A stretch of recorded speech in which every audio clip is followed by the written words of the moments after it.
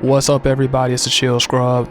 Another day, another video, and I've seen a lot of people making comments about what they will want for season 2, so I thought I'll go ahead and put my opinion in.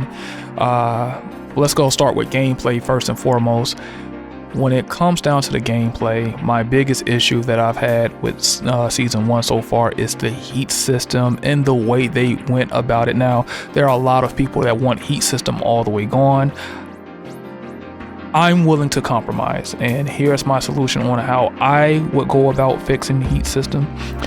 Since Tekken 7, they've been taking more of a 2D approach, like more of a Street Fighter-esque, KOF-esque kind of gameplay or like a formula. And you see that more heavily in T8 with the more anime and all this other stuff, super meters, heat dashes, heat councils, all kinds of stuff.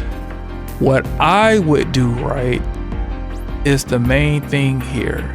Instead of just starting every round with heat, you would have to earn your heat throughout the rounds. So that way the game can still be aggressive and it can still give the incentive of being aggressive, but you are not just able to pop heat the moment you get it and just be brainless and thoughtless with it.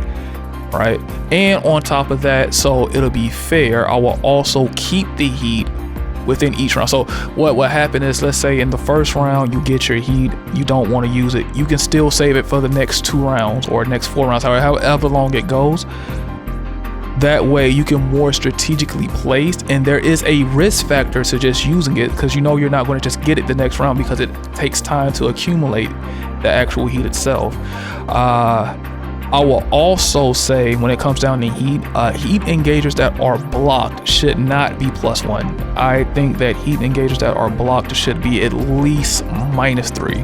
That is my gold standard. It's still good enough to where the offensive player can step and bait an attack if need be, but it's also plus enough on the defender's end where they can actually try to attack. You know, it's kind of fair instead of, you know, a person is doing something, you just mash out heat, and now all of a sudden the roles are reversed. Also, what I would do is I would have it where heat does not activate on frame 6.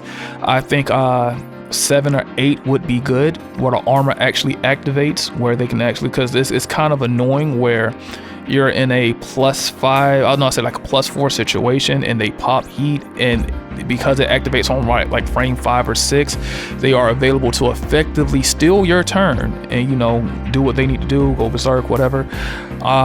Heat smashes, I would definitely say that they need to be more steppable. Also interruptible for people who have multi-hitting heat heat smashes. They definitely need to be where you can actually interrupt it. Fang is a prime example. I had some fights where I was going against a dude, he will whiff the first hit, I'm thinking, oh, he whiffed, I can go ahead and attack. Nope, only to get destroyed by the second hit of that heat smash. I'm not really feeling it. Heat dashes I will also nerf, and not +5 is a bit much in my opinion because there's so many options you can do. You got down 4-1.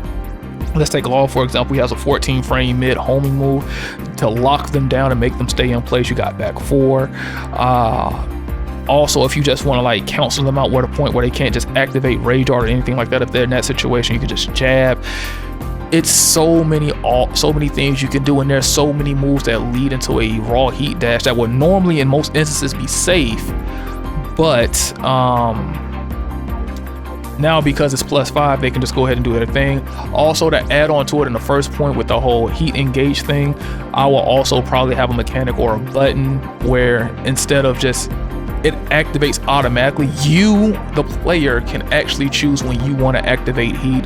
So let's say it's a situation where you probably want to save it for later, you don't have to worry about it, you can just save it for later, and that way I think that'll be more balanced and more nuanced than the way we have it now, where you just get heat and you pop heat, you go crazy. And I've realized there's a lot of players that cannot play without heat, and it's very obnoxious. especially this game has been out for a year. Again, I'm just now returning. I'm like a month in now, so I really can't use rust as an excuse anymore. Just a lot of learning and labbing that I have to do when it comes down to certain matchups. Now, this is a great segment into the next thing I was talking about. Aside from the heat system and gameplay, I would say that when certain characters just have to be toned down. I know a lot of people are going to disagree with some of the characters I mentioned. Dragunov, we already know he needs to be toned down. I would say definitely Lee needs a buff. He could use a little bit of a buff. Paul, if they give Paul a buff, I would say nerf the damage a little bit because his damage is absurd. Claudio's a sleeper character that I see a lot of people don't talk about, but I think that he's really good. He can use a bit of a nerf. Lily movement insane. And speaking of movement, they definitely should buff lateral movement, back and forth movement. Sidestepping is okay where it's at, but definitely buff lateral movement. A lot of people saying that Double Gen is low tier. I think he's fine just the way he is. Maybe I'll do a tier list guide eventually. I'll get to that. If you guys are interested, just let me know if y'all would like to see that. But no, as far as like characters, there are characters that need, like, to me, total reworks. Raven is a character that needs to rework. I realize, to summarize this, there are a lot of characters that I think personally, again, this is just my opinion, that just do not fit the criteria it takes to play this game. If this game is all about aggression, certain characters that just doesn't fit. In my opinion, Paul does not fit the meta of this game. He is still a solid defensive character, has strong counter hits, he hits like a truck, but the risk to play him offensively the way the game is meant to be played, to me, I think is a bit too risky. You know, when you have a character that doesn't have a traditional down forward one, he has a 14 frame down forward one. A lot of his poking in the close range is very slow. It's not really meant for that. He's more of a mid-range kind of character where he can, you know, use quarter circle back from 4 and all these tools to counter hit you. Quarter circle 1.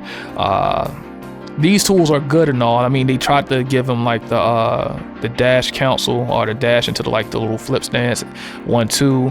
That's cool and all, but or while standing 1-2, and you can cancel that and sway and do all that. But that's cool, but it's not enough to compensate for the weakness. And by the way, that move starts off at 15 frames, so characters like that need to rework. I think Victor needs to be toned down. A lot of characters that are overly aggressive need to be toned down. I think that Jin, and a lot of people don't disagree with me, is just absolutely brain dead. He just requires no work. He does everything for you, and I'm gonna stick to the same stance I had in Tekken 7. If you lose with Jin, that is your fault. I don't want to hear about Jin needs nerfs or buffs. I think he's fine just the way he is. Maybe a little bit of a tone down. He has a little bit of but yes, I would say they should probably take a good look at the cast and see what they can do about some of the characters that people are obviously complaining about. Third thing I want to get into is probably the rank system. Y'all all know my gripes with the rank system and how it's been, to me, inflated. There are several ways I will go about fixing rank for season 2.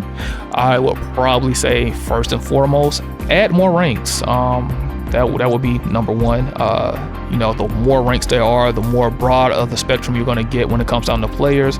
So you'll have your red ranks, your blue ranks, or purple ranks, then your blue ranks, then I guess your royal purple ranks, then your actual god ranks.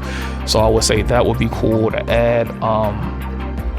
I would also say the point system seems to be a bit flawed. If you remember Tekken 7, let's say you're in blue ranks, you gain 1900 points for each win that you get, and you lose 1700 for each one you lose, right? Now, Tekken 8 has this system where if let's say you're a blue rank, now I'll say blue rank or like Tekken King, Tekken Emperor, you win 3 matches in a row and you get a win streak bonus of like 1200 points. And the opposite is true. If you lose like 3 times in a row, you lose 1200. I think that's okay, but I would tweak it a little bit. I would probably just say it should be evenly distributed. If you lose 500 for losing a match, you lose 500. If you win, you should win 500. Not you win 500 if you win the match, but you lose 600 if you lose the match. I don't think that's very accurate or very fair. That's just my opinion. Another thing with ranked I would probably do is have a system where they filter out a lot of the rage quitters, people that tend to plug a lot, have them fight each other if they can do that. I don't know what their resources are looking like, but that's just something I would probably implement. It's quite annoying. Other than that, I really don't have that much for season 2. Just fix some quality of life changes for rank. My biggest gripe is probably gameplay when it comes down to the heat system. I don't want them to take it out completely. I want people to enjoy the game. I just want to make a healthy compromise, and tweak some of the characters. Some of the characters need to be tweaked. I'm excited to see what moves they're going to add to Tekken 8 as far as each character.